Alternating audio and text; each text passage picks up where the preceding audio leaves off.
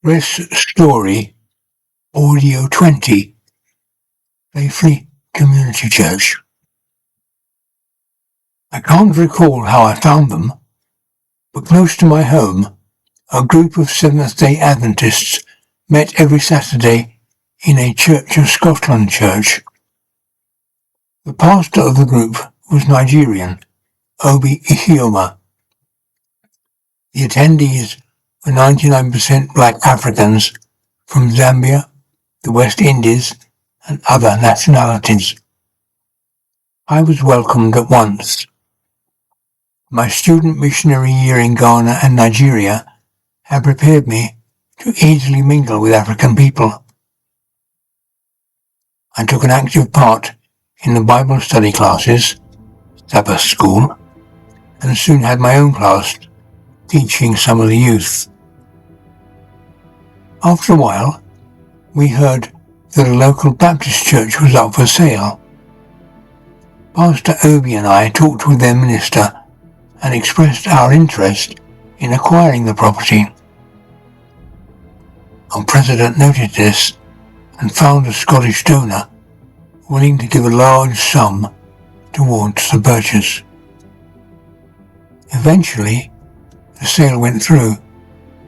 It was nice to have our own place. The members voted to call the church Faifley Community Church, Seventh-day Adventist. Pastor Obi asked me to be a leader, sort of pastoral assistant. I stepped in the Glasgow church to become a lay preacher and visited local Adventist groups to preach and teach. Once in the central Glasgow church, I made an altar call and 2 young men came forward. Once in a Paisley group, I asked for a commitment to Christ and a brother and sister came forward.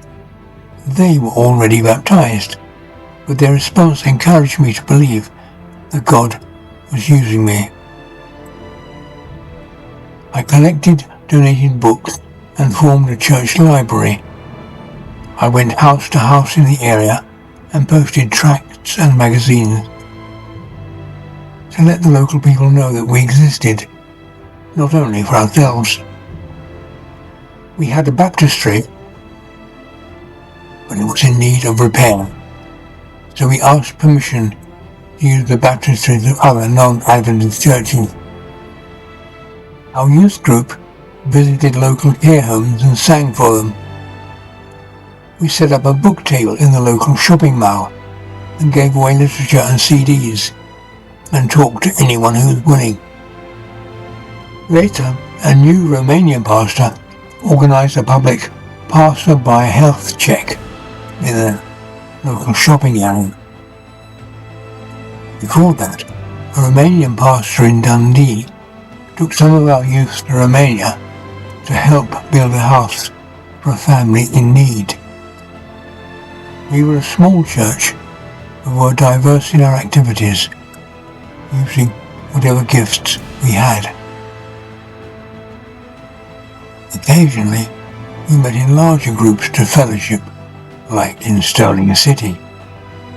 Whenever a church plant, as we were, grew large enough, we would seek to plant a new fellowship group and so expand. This was the closest I had come to church life since leaving Newbourne College, and I enjoyed it very much.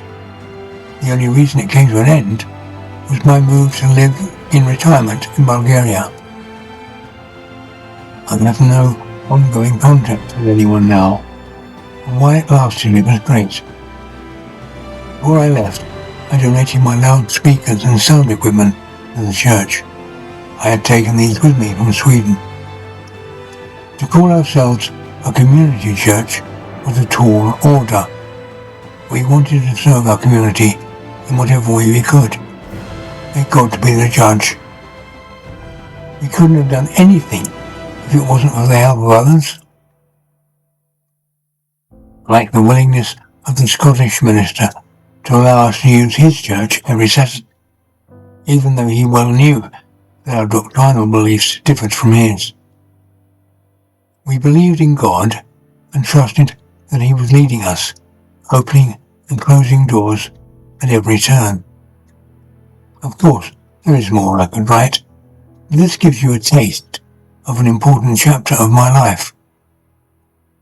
What next? I guess the next upload will be about life in a Bulgarian village, of growing potatoes, cutting grass, and surviving under the hot summer sun.